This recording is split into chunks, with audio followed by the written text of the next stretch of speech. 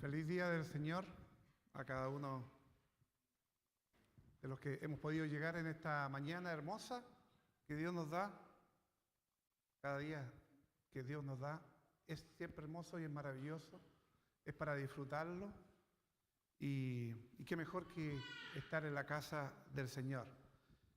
Hemos estado transitando hace ya casi un año en esta serie de sermones y nos encontramos ante un hecho muy especial. Pentecostés, que fue predicado el domingo recién pasado, nos señala, nos habla del descenso del Espíritu Santo, tal como había sido prometido por Joel y otros profetas más. Allí, visible y públicamente, la iglesia se hace ver, y yo digo pública y visiblemente, porque la iglesia se gestó incluso antes de la fundación del mundo, dice la Biblia, porque dice que Dios nos predestinó, Dios nos escogió, Dios nos conoció antes de que el mundo fuera. Por lo tanto, antes que el mundo fuera, ya Dios estableció la iglesia. Y dentro de esa iglesia, a través de los tiempos, estaba usted y yo, los creyentes, considerados no por méritos, sino por la soberana voluntad de Dios, por su gracia y el pago del sacrificio por medio de Cristo en la cruz para el perdón de nuestros pecados. Y allí vemos esta iglesia, repito, pública, porque ya invisible estaba y está hasta el día de hoy, y nos encontramos en el libro de los Hechos, ya galopando del capítulo 10 al 18, y este sermón lo he titulado El crecimiento de la iglesia.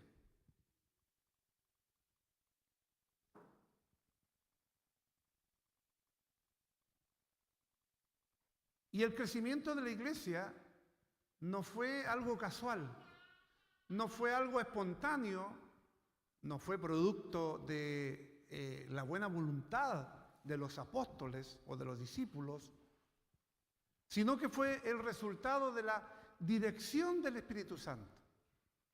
Muchos creen que el libro debería llamarse no el Hechos de los Apóstoles, sino que debería llamarse Hechos del Espíritu Santo. Bueno, hay que aclarar también, por lo demás, que el título propiamente tal no está dentro de la escritura misma o de la inspiración misma de Dios, sino que los títulos, incluso los subtítulos que aparecen en algunas Biblias, o la división en capítulos, la división en versículos que aparece en toda la Biblia, originalmente no estaba, sino que, especialmente esto último del siglo XVI, de ahí en adelante comenzó a incorporarse para dar mayor facilidad a la lectura, a los estudios, etcétera, etcétera. Por lo tanto, los mismos el nombre de los libros no son inspirados, porque si fuera así, repito, quizá el título perfecto que calza con lo que estamos viendo es los Hechos del Espíritu Santo. Por lo tanto, el resultado de la dirección del Espíritu Santo origina el crecimiento y la predicación del Evangelio y la perseverancia de los creyentes. En los capítulos 10 al 18, que yo voy a tocar tangencialmente porque no es un estudio bíblico, encontramos un cierto patrón de expansión que sigue siendo relevante hasta el día de hoy.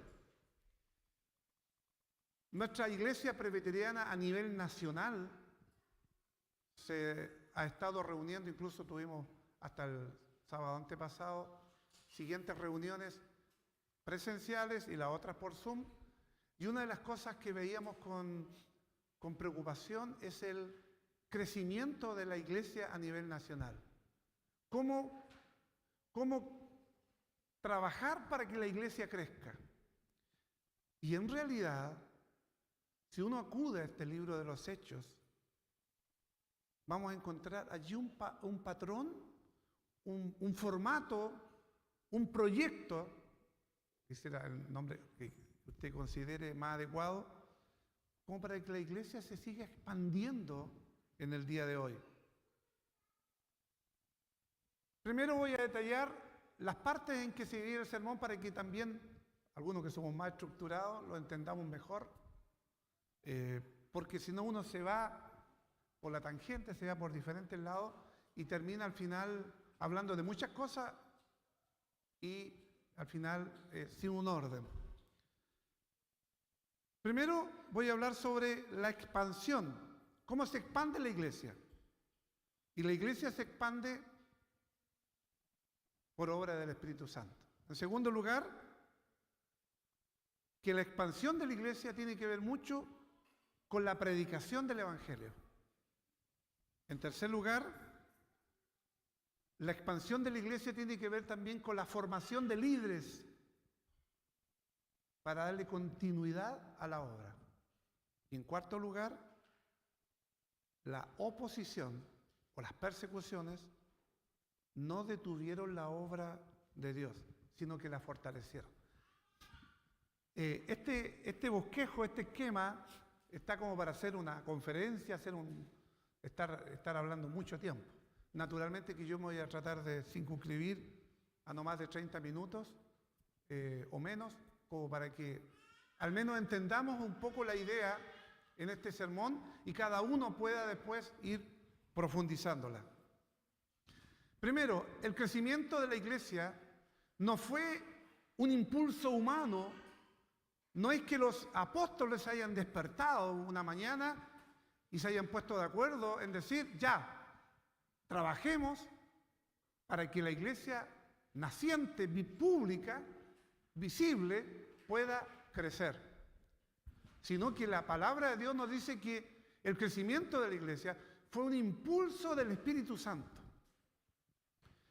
Y desde la conversión de Cornelio, que lo vemos en el capítulo 10, que lo vamos a ver en otros sermones, a la formación de nuevas iglesias, porque cuando habla de la iglesia naciente, se fue esparciendo por diferentes lugares y fueron naciendo en diferentes ciudades y países, incluso continentes,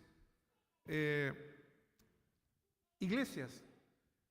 Y el protagonista de todo esto es el Espíritu Santo, quien va trabajando, quien va obrando a través de los apóstoles, de los discípulos, de los seguidores de Cristo, y quien permite el establecimiento de las iglesias en diferentes lugares. Pero un hecho muy importante, histórico dentro de la iglesia, fue la conversión de los gentiles. Bueno, ¿qué se entiende por gentiles? Gentil, uno pudiera considerar una persona amable, educada, atenta, cariñosa. Pero gentil en la Biblia tiene otra acepción que tiene que ver con los que no eran judíos. Los que no eran judíos, para los judíos, eran llamados gentiles. Y ellos, los judíos, creían equivocadamente que el Evangelio, o más bien la salvación o el reino de Dios, estaba compuesto solamente por judíos y que los gentiles no tenían parte en el reino de Dios. En otras palabras, solo los judíos podían acceder a Dios y los que no eran judíos no tenían arte ni parte en ella.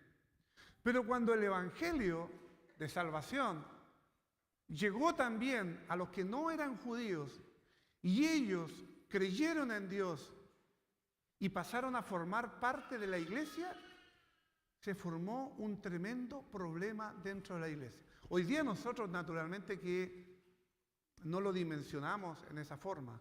Hoy día creemos que la iglesia está conformada por todos los creyentes sin distinción de raza ni nacionalidad. Hoy día. Pero en ese tiempo se creía que no era así. Por lo tanto, cuando el Espíritu Santo, cuando la palabra de Dios llegó a Cornelio, que era un centurión, que no era cristiano, que no era judío, y también su familia llegó a él y fueron bautizados, se creó una tremenda incertidumbre, muchas dudas, y tuvieron que reconocer, finalmente, que Dios no hacía acepción de personas. Que tanto judíos como no judíos tenían la posibilidad de creer escuchando el Evangelio. Y estaban viendo cómo muchos no judíos pasaban a integrar la iglesia de creyentes o la iglesia cristiana naciente. Y entendemos, porque a uno le daría la tentación de seguir profundizando sobre esto, pero repito, es un sermón, no es un estudio bíblico, de que el crecimiento de la iglesia no depende de barreras culturales. Uno ve, por ejemplo, los hermanos haitianos que el domingo por la mañana uno los ve, pero impecablemente vestidos, como que fueran a una fiesta. ¿Han visto cómo se visten ellos el día domingo? Pero realmente sorprendente. A nosotros en Talca, la iglesia de Talca, llegaron muchos haitianos y era muy llamativo verles llegar como, repito, estaban invitados a una fiesta de gala. ¿Ah? Y bueno, no estoy hablando que eso sea malo, sino que todo lo contrario. Para ellos era un día muy importante y ir a la casa del Señor también era algo relevante. Pero ¿a qué es lo que voy yo? Que el Evangelio no hace acepción de personas, no distingue colores, nacionalidades o idiomas. No depende de barreras culturales, sino del mover del Espíritu Santo, cómo lleva la palabra de Dios y ha llevado la palabra de Dios a un sinfín de lugares. Si ustedes estuvieran en un culto africano, verían que es un culto particular y especial. Si ustedes estuvieran en un culto escocés, irlandés, inglés, europeo, sería un culto totalmente diferente. Un culto centroamericano es muy diferente a nuestros cultos. Pero eso tiene que ver por barreras o por contextos culturales. Los africanos, ellos sería imposible tenerlos sentados cantando. Sería imposible. Porque por naturaleza ellos tienden a llevar el ritmo y aplaudirían. Bueno, lo he visto yo en cultos solemnes donde de repente aparecen los africanos y ellos tienen un mover, diríamos así, o una forma de expresar su alabanza de una forma diferente. Porque su cultura, su formación es así. Por lo tanto, el Evangelio no hace distinción y no hizo distinción. Y cuando la iglesia naciente pública aparece y entonces el Evangelio empieza a propagarse por diferentes lugares, y cuando en Pentecostés, que fue predicado el domingo pasado por Felipe, el Espíritu Santo viene y los creyentes que estaban ahí, sí, los cristianos, comienzan los apóstoles a predicar y a hablar en diferentes idiomas y todos los judíos que venían de diferentes países, diferentes regiones, que hablaban por lo menos aparecen casi 12 diferentes idiomas ahí, comenzaron a oír el Evangelio en su propia lengua, en su propio idioma, de personas que no tenían cultura, que no tenían educación, que no tenían formación bilingüe, como para que dijeran, bueno, algunos se prepararon para hablar este y otro y otro y otro y otro idioma. No, fue un milagro del Espíritu Santo que les permitió que predicaran el Evangelio en diferentes idiomas, que mucha gente que estaba ahí de diferentes regiones escuchara la palabra del Señor y se fuera después, más tarde, a sus regiones con la semilla del Evangelio y siguiera propagándose, dio lugar a que los judíos, especialmente el más porfiado era Pedro, porque Pedro no le cabía en la cabeza que un no judío, que un gentil, pudiera formar parte del Evangelio. Y cuando tuvo que el Señor darle esa revelación especial, donde descendían animales que culturalmente ellos no podían comer, pero el Señor le decía, coma allí. Pero Señor, si yo no puedo hacer eso, entendió él entonces de esa manera que el Evangelio era transversal en el sentido de culturas, de naciones, de razas. El crecimiento de la iglesia no depende de barreras culturales, sino del mover del Espíritu Santo. El llamamiento de Pablo, que va a ser predicado el próximo domingo por nuestro hermano Alfredo, también es muy fuerte, porque Pablo era si nosotros tomamos los versículos anteriores que leíamos, en Hechos 8, dice que Pablo perseguía y asolaba los pueblos, las ciudades, buscando cristianos, los encarcelaba y consentía en que tuvieran que morir. Ese era Pablo. Y no era un Pablo que podríamos considerar un hombre malo, de malos principios, sino que Pablo era un hombre formado en la Escritura en el Antiguo Testamento. Era un fariseo de pie y lomo, pero estaba tan cegado que no entendía el Evangelio, hasta cuando el Señor no se le aparece. Bueno, no voy a hacer spoiler, no voy a comentar el sermón próximo, pero el Espíritu Santo apartó a estos misioneros para la obra, marcando el inicio de la expansión a tierras gentiles. Muchos creen que Dios llama a Pablo como el apóstol de los gentiles, un hombre que iba a ser preparado exclusivamente, no exclusivamente, pero principalmente para llevar el Evangelio a los no judíos, especialmente a aquellos pueblos, naciones gentiles, pero también para que el Evangelio, para que la iglesia siguiera expandiéndose. Porque el mandato del Señor dice, me seréis testigos. Jesús a sus discípulos les dice, me seréis testigos. Ya en otro sermón habíamos dicho que la palabra testigo en griego se origina también la palabra mártir. O sea, me seréis mártires. ¿Qué es lo que es un mártir? Alguien que muere por una causa. O sea, Jesús sabía y les advierte y los prepara. Ustedes van a llevar el Evangelio, pero va a significar que van a ser martirizados, como fue en la vida real. Prácticamente todos murieron de una forma atroz, aserrados, decapitados, crucificados cabeza abajo, etcétera, etcétera, etcétera. Por lo tanto, Dios llama a Pablo, Dios llama a Bernabé y llama a muchos más, y su pueblo, los creyentes, comienzan a predicar el Evangelio. No quedaron encerrados dentro de 4 muros, sino que llevan el Evangelio a diferentes lugares. Jesús había dicho, me seréis testigos, me seréis mártires. ¿Dónde? En Jerusalén, ¿dónde estaban? En Judea, la provincia donde estaba ahí. En Samaria, la provincia que estaba al lado.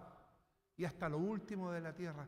Y esto fue real porque el Evangelio fue expandiéndose de manera exponencial, como una explosión que nadie pudo detener por todo el mundo.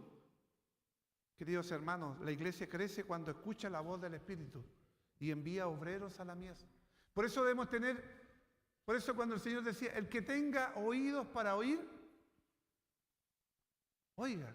Alguien dirá, pero naturalmente el que tiene oídos para oír, tiene que oír. Pero el Señor, más que esperar que oyéramos, como cualquiera oye, la idea es que entendiéramos y obedeciéramos lo que estamos oyendo o escuchando. La iglesia, ¿cuándo crece? Cuando escucha el Espíritu de Dios a través de su palabra. Y cuando como obreros estamos dispuestos a hablar de Cristo donde estemos. Jesús dijo que la mies es mucha, la necesidad es mucha, pero los obreros, pocos. Rogad, oremos, para que el Señor levante a cada uno de nosotros como obreros del Señor, que estemos dispuestos. Si alguno a predicar aquí del púlpito, pero mayormente en los lugares donde nos desenvolvemos, podamos hablar del Señor a las personas que nos rodean. El segundo punto, el primero era que el Espíritu Santo realmente era el que trabajaba en el crecimiento. El segundo, debe haber un crecimiento sostenido. Pero una de las cosas que Dios dejó para que la palabra del Señor se expandiera fue la predicación. La predicación. Uno de mis teólogos preferidos es Sproul, que falleció hace 4 o 5 años atrás. Y a Sproul le escuché una vez decir una gran verdad. Dios no tiene ninguna necesidad de usar al ser humano para que predique y escuche la verdad. No tiene ninguna necesidad, porque Él puede hacer todo lo que Él quiere. Y no que, mire, realmente voy a necesitar de alguien que me ayude a predicar porque yo no soy capaz. No. Él no tiene ninguna necesidad de nosotros. Pero nos ha dado, dice Sproul, él entiende que nos ha dado el tremendo honor y el tremendo privilegio de ser sus colaboradores, pero como un privilegio enorme, no teniendo necesidad Dios de nosotros. Tiene misericordia y se complace y nos da esa posibilidad. Y a través de la predicación del Evangelio, también la iglesia puede expandirse, tal como lo estamos haciendo ahora, a través de los que estamos acá presencialmente, pero también a través de las redes sociales, como estamos transmitiendo ahora en vivo e indirecto, para las personas que no conocen el Evangelio y que a lo mejor providencialmente están allí escuchando, o para algunos hermanos que por motivo de fuerza mayor no pueden acompañarnos. Queridos hermanos, un crecimiento sostenido es también por medio de la palabra predicada de Dios. Por eso la predicación dentro del culto cristiano ocupa un lugar importante. Y aquí vemos a Pedro predicando, por ejemplo, a Cornelio en el capítulo 10. Y el mensaje de predicación era claro, como sigue siendo claro en el día de hoy. Jesús murió, Jesús resucitó para darnos vida eterna a todos los que creen.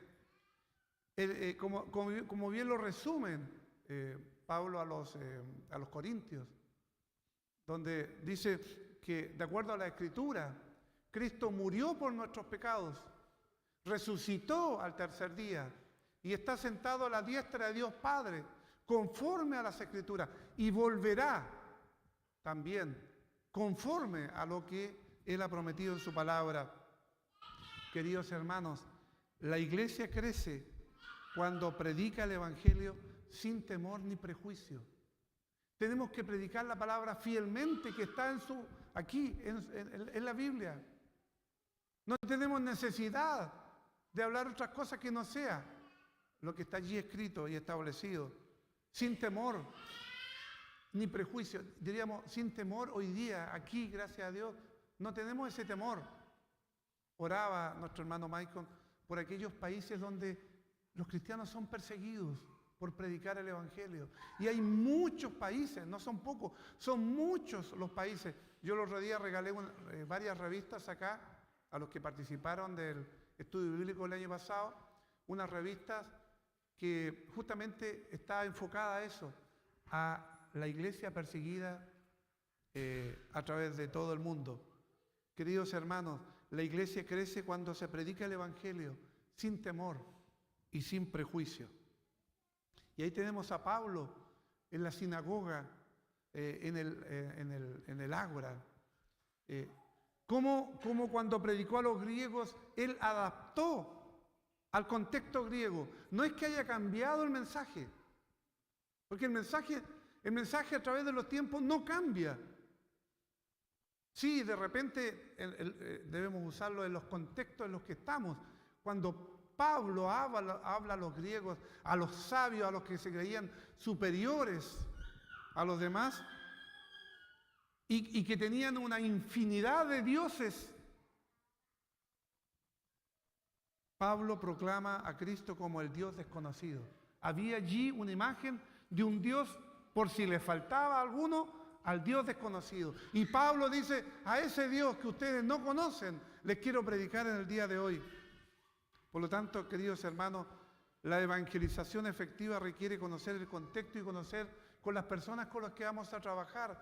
Si yo soy llamado a predicar el Evangelio a la China, tendré que conocer cómo es la cultura para poder adaptarme culturalmente, pero el mensaje en sí sigue siendo el mismo. En tercer lugar, para que la iglesia pueda crecer, se necesita fortalecer y formar a los líderes. La iglesia primitiva, la iglesia naciente pública que estamos hablando en el libro de los Hechos, no solo evangelizaba, no solamente llevaba el evangelio a diferentes lugares, sino que dice, formaba discípulos y establecía liderazgo. Por ejemplo, en Hechos capítulo 14 vemos cómo los apóstoles llegaron a un lugar, hablaron del evangelio, mucha gente creyó y ellos después tenían que irse a otras ciudades, a otros pueblos. ¿Qué es lo que qué es lo que hacían normalmente ellos? Establecían ancianos, escogían a personas y allí los, ¿no es cierto?, ordenaban para ser presbíteros. Y esos presbíteros eran los que después quedaban gobernando, dirigiendo la iglesia. Pablo y Bernabé, sobre todo, que fueron realizando viajes misioneros por diferentes lugares, por diferentes ciudades, establecieron iglesias locales. Y en cada iglesia plantada, en cada iglesia establecida, ordenaban presbíteros para que allí ellos después continuaran y no estuvieran dependiendo de una sola persona. Por lo tanto, el crecimiento de la iglesia requiere líderes capacitados y comprometidos. Los presbíteros, ¿no es cierto?, fueron escogidos, fueron de una u otra forma por ustedes votados para que fueran sus representantes, ¿no es cierto? Y espera del liderazgo justamente compromiso. Requiere que nos estemos capacitando periódicamente, continuamente. Por eso les comento, estamos con la iglesia que yo también asisto el segundo domingo de cada mes en Linares. Allá hay como 7 u 8 predicadores, igual que acá. Los 7 u 8 predicadores vamos a tener una capacitación, vamos a tener un taller completo el último sábado de abril, aquí en nuestro templo, y vamos a invitar al director del seminario teológico de nuestro presbiterio para que nos haga un taller de homilética, de predicaciones positivas, para que los predicadores que estamos todos los domingos constantemente predicando, nos capacitemos y nos preparemos para que también nuestros sermones tengan sentido y apunten realmente a lo que un sermón debe ser. Por lo tanto, está dentro de la capacitación. Si no nos capacitamos y nos quedamos ahí, no servimos como líderes. Es como cualquier profesional, y aquí hay muchos profesores.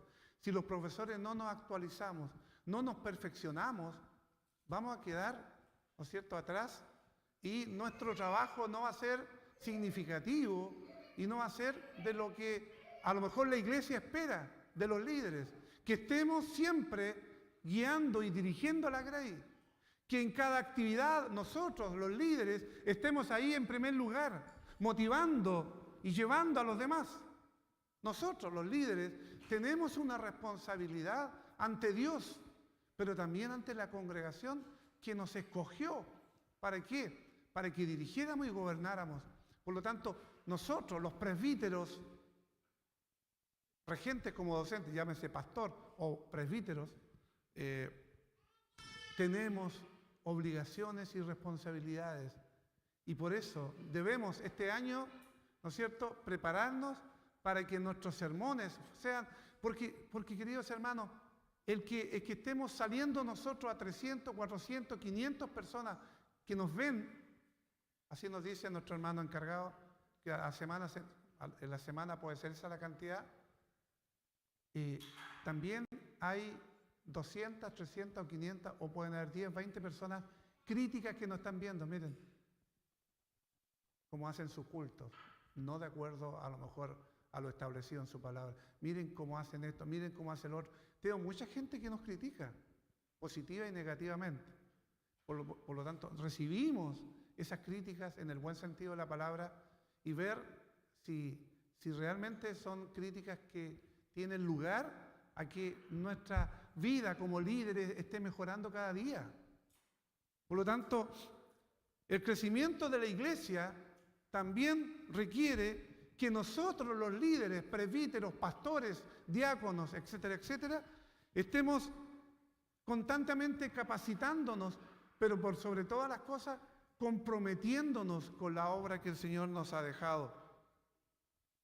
Tenemos el discipulado de Apolos en Hechos capítulo 18, versículo 24 en adelante.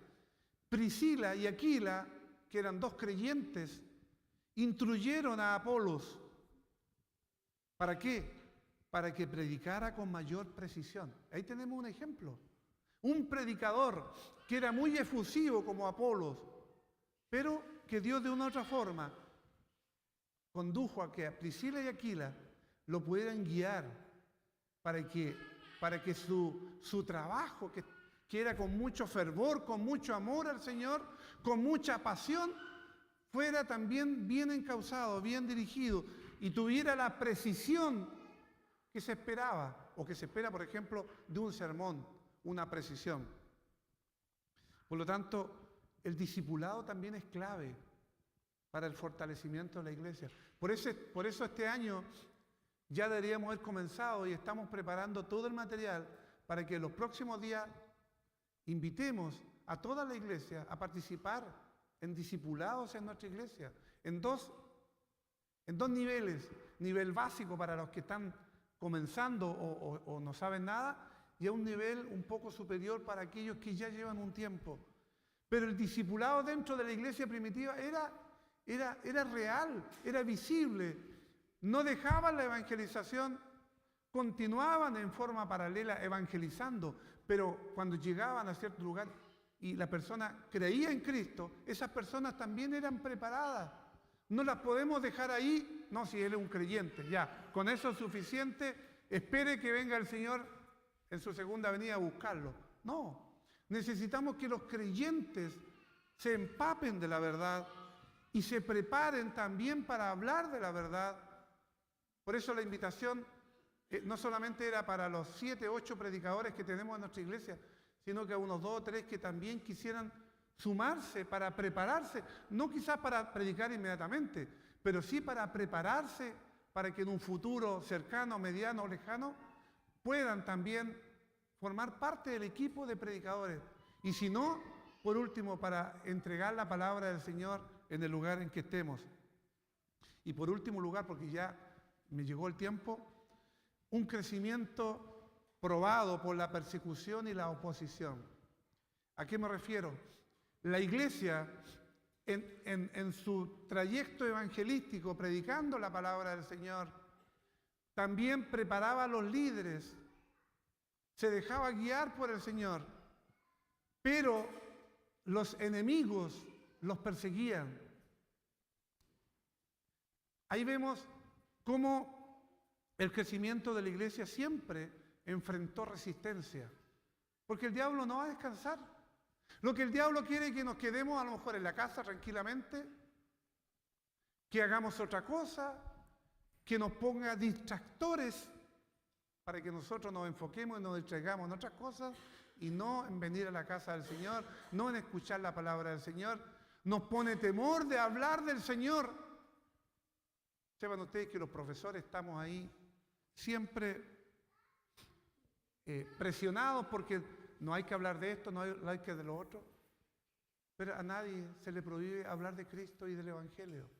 Al menos yo he tenido la experiencia de más de 37 años de profesor. Siempre he hablado del Señor, siempre he señalado a Cristo como la solución. Y nunca me han llamado de dirección o a llamarme la atención por hablar de eso. Y aunque lo hicieran, eso no sería para mí problema para callarme, sino que todo lo contrario, para seguir hablando del Señor. Y queridos hermanos, aquí hay muchos profesores. Si cada uno de los profesores discipuláramos a uno solo, ya tendríamos 15 o 20 personas llegando acá. Que nuestro trabajo, no solamente de profesor, sino que en el área que estemos, no se circunscriba a no es que yo paso mis contenidos, hago mis clases, o yo en la fábrica, o yo en mi trabajo hago esto y cumplo. Pero ¿está cumpliendo como seguidor de Cristo en también hablar del Evangelio? ¿O tenemos temor a las persecuciones, a las represalias, o a que nos tilden de evangélico, de canuto, etcétera, etcétera? Queridos hermanos, el crecimiento de la iglesia siempre enfrentó resistencia, pero esto no detuvo su avance. El evangelio siguió creciendo, los discípulos siguieron expandiendo el evangelio, siguieron propagando el evangelio, aun cuando eran perseguidos, aunque eran torturados, aunque eran encarcelados. Escuché una vez a un predicador decir: me gustaría que viniera una persecución aquí a Chile. Y todo después le dije, pero ¿cómo a usted se le ocurre desear algo tan malo? Y decía él, las persecuciones a través de los tiempos en diferentes lugares han demostrado que primero depura la iglesia. ¿En qué la depura? En que los verdaderos creyentes van a seguir al Señor. Y aquellos que no lo eran, a causa de las persecuciones, no lo van a hacer. Lo otro, fortalece y une a la iglesia. Y de una u otra forma, Dios, a través del Espíritu Santo, pone valentía y fervor para que a pesar de las adversidades, el Evangelio siga predicando. Pablo y Silas en la prisión, ¿se acuerdan? Lo va a predicar después, quizás más adelante, el siguiente predicador. Pero en medio de la cárcel, con cepos, con grillos, con sus espaldas laceradas por los latigazos, allí en un húmedo calabozo, no se quejaban, no se lamentaban. ¡Ay, lo que me pasó por seguir a Cristo! Mejor me hubiese quedado en la casa, mejor hubiese desistido de seguir como cristiano predicando el Evangelio. No, ellos dicen que alababan a Dios y cantaban allí. ¿Y qué producto de eso? Y de todo lo que ocurrió, que no lo voy a comentar por temas de tiempo, finalmente el carcelero, que era el gendarme principal, conoció de Cristo. Cristo vino a su vida como Señor y Salvador, y no solamente él, y toda su familia. Por lo tanto, en medio de la cárcel alabaron a Dios y vieron la conversión del carcelero y su familia. Por lo tanto, queridos hermanos, la adversidad nunca fue obstáculo para que la iglesia creciera. Por lo tanto, hoy día no debería ser algo diferente, sino que es una oportunidad para testificar. ¿Para qué hablar del conflicto en Corinto y muchas cosas más? Pero quiero terminar. Hoy, como iglesia, queridos hermanos, debemos seguir ese modelo y confiar en que Dios sigue edificando su iglesia hasta el día de su regreso, porque la iglesia no es nuestra, la iglesia es del Señor. A nosotros sí nos ha dejado como administradores, y especialmente los pastores y los presbíteros, tenemos una responsabilidad aún mucho más grande ante el Señor y ante la congregación. Pero debemos seguir confiando en que Dios va edificando la iglesia hasta el día de su regreso. Dios sigue obrando, queridos hermanos, y Dios sigue expandiendo su iglesia en el mundo. La pregunta es, ¿estamos dispuestos a ser parte de esta gran obra o meros espectadores? Mirar cómo la iglesia crece, ver cómo otros predican, ver cómo otros llevan el Evangelio, ver cómo otros expanden su palabra por diferentes lugares y nosotros cómodamente viendo cómo se expande el Evangelio en el templo, en la casa o en diferentes lugares. ¿Estamos dispuestos a ser parte de esta gran obra? Tal vez, querido hermano, a usted que está aquí escuchando ahora, Dios le está llamando a evangelizar con valentía en el lugar donde está. Sea en la escuela, a sus compañeros, a hablarles de Cristo. A sus colegas de trabajo, de profesión, a hablar de Cristo. No significa que nos vamos a poner ante un púlpito a predicar, necesariamente, sino que allí donde estemos siempre va a haber necesidad, siempre van a haber problemas, y allí podemos llegar sabiamente, pero con valentía, a hablar de Cristo. ¿Estamos dispuestos, queridos hermanos, a formar parte de ese equipo de hablar de Cristo donde quiera que esté? Aquí tenemos jugadores de fútbol. Siempre le digo a mi sobrino, que gracias a Dios ya está jugando en el primer equipo, siempre, no solamente yo, sino que todos le decimos siempre, Lucas, nunca te olvides del Señor, nunca te olvides del Señor. Pase lo que pase. Esté jugando o no esté jugando, esté haciendo goles o no esté haciendo goles, nunca te olvides del Señor. El Señor es lo más importante. Y cuando el otro día metió el primer gol, mostraba, los que saben el lenguaje, ahí con su boca dijo, gracias Señor, gracias Señor. O sea, glorificó el nombre del Señor, aún en cosas que parecieran para algunos tan banales. Pero eso significa que donde estemos. Yo la otra vez les comentaba el caso de un amigo en la infancia que jugábamos fútbol, le decíamos, vamos a invitar a amigos que no son creyentes, vamos a formar equipo y vamos a jugar. Y va a ser la oportunidad también comenzamos orando y después conversamos del Evangelio, todo eso, jugando fútbol, todo eso. Ojo, sin hacer trampa, sin golpear al oponente. Y lo otro era que, como éramos muchos, aceptar los cambios. O sea, de repente me sacaban a mí, colocaban a otro jugador, y yo tenía que salir calladito porque todos tenían que jugar. Pero siempre estaba él que decía, no, aquí la Biblia no corre, decía, aquí la Biblia no corre. Y nosotros le hacíamos entender que sí, la Biblia corría en todas partes. La Biblia corre en todas partes. Debemos llevar el Evangelio. Querido hermano, Dios a lo mejor te está llamando a evangelizar con valentía. Dios te está llamando a discipular a otro, a hablarle de Cristo a alguien que recién está conociendo el Evangelio, o a fortalecer tu relación con Dios. No permitas, hermano, que el temor, no permitas, hermano, que la comodidad o la oposición te detengan. La iglesia cristiana tuvo toda la oposición habida y por haber. Tuvo todos los problemas. Bueno, ¿y enfermedades para qué?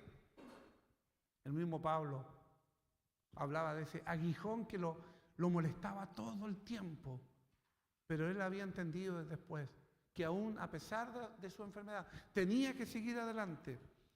Querido hermano, así como en la iglesia primitiva cada creyente tenía un papel en el crecimiento del reino de Dios, hoy es el día para que usted, para que yo digamos: Señor, úsame a mí. Señor, aquí estoy. Señor, heme aquí. Dispone de mí.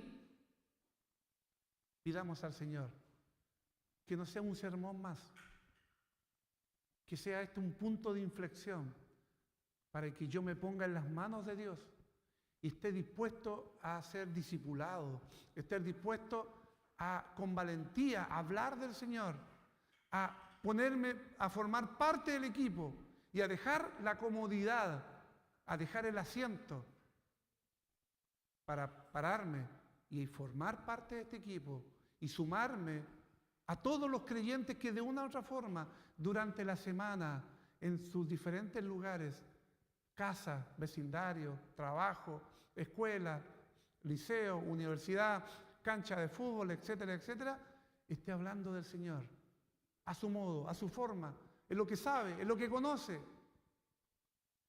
pero con oración y con el poder del Espíritu Santo. Oremos. Padre, te damos gracias porque no estamos solos y estás tú, Señor, siempre. Nunca nos abandonas, nunca nos dejas. Así lo has prometido y así lo creemos, Señor. Pero, Padre, queremos ponernos de pie y queremos sumarnos a este equipo de creyentes, a esta iglesia invisible que a través de todo el mundo propaga tu verdad. Llénanos de poder, llénanos de sabiduría, de valentía para llevar tu mensaje, oh Dios, y edificar tu iglesia en estos tiempos.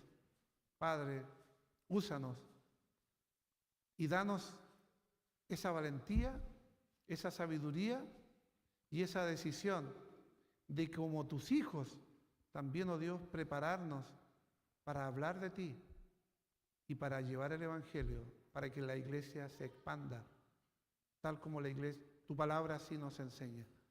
Señor, te pedimos perdón por todas las cosas, Señor, que muchas veces hemos dejado de hacer. Padre, no nos hemos preocupado a lo mejor por las personas que nos rodean.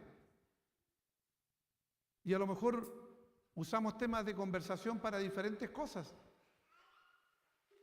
Y no consideramos muchas veces como tema importante de conversación lo bueno y maravilloso que tú eres.